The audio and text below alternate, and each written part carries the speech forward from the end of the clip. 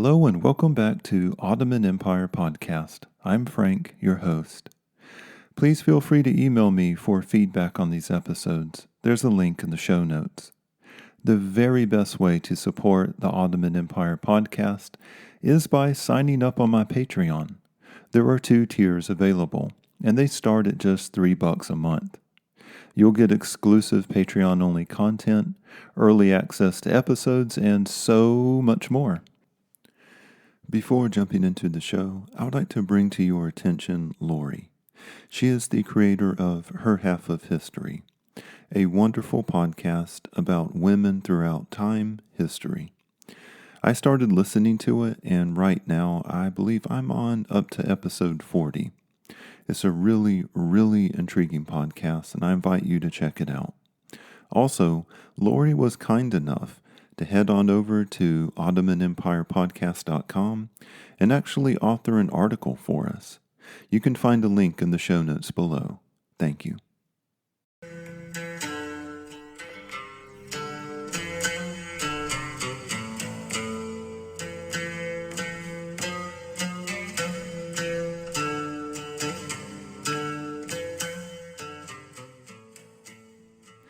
European Strategic Consequences After the Fall of Constantinople, 1453, Episode 26, Part 2. In Episode 26, Part 1, we discussed the strategic consequences for the Ottoman Empire after their conquest of Constantinople. Now it's time to switch gears, since we'll be looking at the momentous event on May 29th, 1453, from the European perspective. And from henceforth, in this episode, I'll be referring to it simply as the Fall. So during this episode, when you hear me say the Fall, just know I'm talking about Constantinople after its conquest by the Ottomans. For the past 11 centuries, the city of Constantinople had taken up permanent residence in the minds, dreams, and imaginations of Europeans. The city represented both the shining gem of Christendom and an outpost along the frontier of Islam. But it was also a stop-off point for mysterious adventures to the wider East. There were pamphlets, poems, and traveling minstrels in taverns who sang the songs, telling that the streets were paved with gold, of the Crusaders stopping off in the first effort to retake the Holy Land, and much more. The Byzantine or Eastern Roman emperors themselves were seen as a kind of archaic and esoteric-infused, half-human hybrid with divine power. The Latin West sacking of the city in April of 1204 marked not just the absolute ship point in relations between the Orthodox East and Latin West, but it was every bit a stumbling and grubby efforts of the West inferiority complex coming to bear. In the minds of the West, Constantinople would simply never fall. Sure, it would fall into the hands of Byzantine dynastic usurpers, and of course the Latin West managed to take the city through treachery. But that was all Christian powers just kind of minding their own business as far as the popular narrative went. But for an outside force, and one as downright scary and alien as the Ottoman Empire, well, it's difficult to describe for you the psychological impact this had upon the collective outlook, culture, and socio-economic behavior of the Europeans post-1453. The fall felt like, for most people, God had withdrawn his protection. I plan on doing a Patreon extra episode on the omens, visions, dreams, crazed saints, and mystic experiences which preceded the fall, but there was this fevered dream, then nightmare of Lovecraftian proportions, overcoming the collective European imagination. Not since the Native American mass and spontaneous ghost dances of the American late 19th century has such religious fervor overshot cultures, languages, and political boundaries. The Europeans, for a year after the fall, lost their freaking minds. news of the fall reached Venice on Friday, June the 29th, 1453. This news took the form of official dispatches from the Constellion of Methone and from the Bailio of Euboea. Rome learned on July 8th that same year from official envoys from Venice, while the Genoese learned of the fall sometime around July 10th. From Rome, Venice, and the Genoese, the news spread up from the Italian peninsula and into the German states. From the German states and then into Burgundy, it managed to work its way into the rest of France. The Hungarians, who had been keeping close tabs via the spies and envoys of Hunyadi, were able to learn of the news quicker than most, but they sat on the news for a while. The Polish kingdoms and Middle Austria learned of the fall in July and August. However, by the end of 1453, all of Europe was now aware of the fall, end of the Pelagian dynasty, and whose forebears just decades ago the noblemen of Europe recalled the Byzantine emperors, visiting their courts and asking for aid. After the news came a slight flood of civilian refugees. Some were survival of the fall with limited first-hand accounts, of which almost none of which have managed to come down to us. Others were the military mercenary units employed to fight the Ottomans' advances into Wallachia after Mehmed's victory. As Mehmed moved up from Constantinople the following years and brought war into the Balkans, there would be still more refugees flooding, first Hungary, then up into Poland, and then especially they would make their way down the Italian peninsula to Rome itself. All of these refugees carried with them what we would later call in history the styled the Val Turk, an image of a rapacious beast, bereft of rational thought and bent upon only slaughter. An Ottoman demon whose only success upon the battlefield wasn't due to European incompetence or cowardice, but because the Val Turk has cemented a magical pact with none other than Satan himself as punishment for Europe's sins. Holy Roman Emperor Frederick III was informed of the fall on July the 12th, and the embellishment went that the Turks had massacred all 40,000 inhabitants of Constantinople. The last emperor of the Byzantines, Constantine, also, of course, as these rumors go, had secretly married. And no, listeners, he didn't do this. In fact, he was never married, but this is how European myths get spun. The rumor went that Constantine had a beautiful princess as a daughter, and she was the product of this mysterious union and was currently hiding in Greece, awaiting a valiant Christian knight to rescue her. Frederick III, along with Philip the Good of Burgundy, began to talk amongst themselves in private correspondence about what exactly, if anything, could be done against the Ottomans. In fact, a guy named Cardinal Isidore, a first-hand account survival of the fall, of which is covered in my source material for these episodes, was traveling around the various courts spinning tales of Helen of Troy and trying to spin the fall into a new legend. Fanning the flames were ambitious churchmen, already clamoring for another crusade to liberate the city.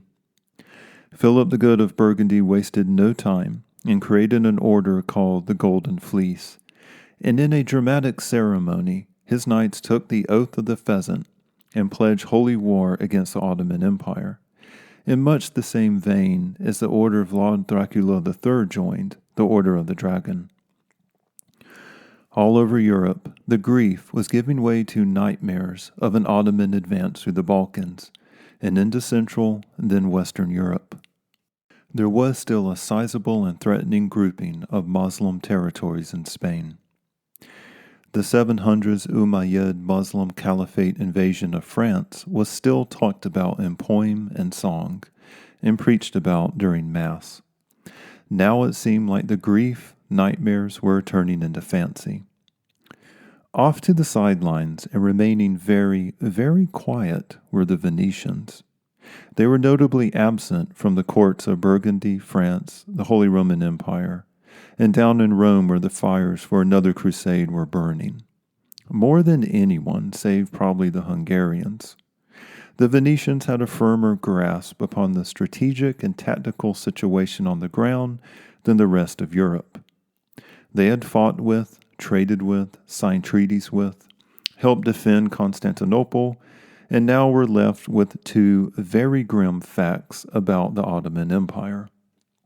First, it wasn't a matter of if, but when the Ottomans came attacking their holdings, which dotted the eastern Mediterranean.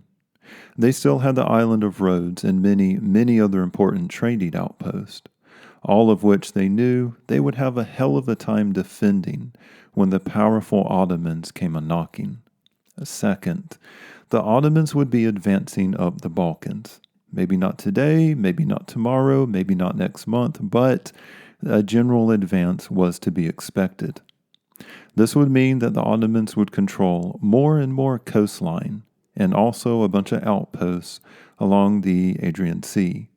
This meant Venice itself could be raided, attacked, or, Lord forbid, perhaps even sacked by a sizable Ottoman contingent. And speaking of contingent, or more specifically the Ottoman Navy, sure, some clunky old Christian ships had beaten the Ottoman naval blockade around Constantinople, and the Ottomans had two major naval defeats under their belt now.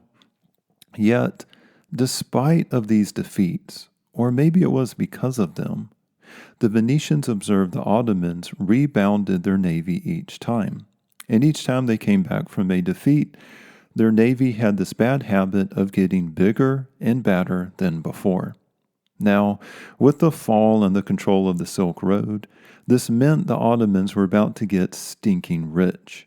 And when you're rich and you want to build a powerful navy, you can recruit the most talented shipbuilders, navigators, and experts to your cause.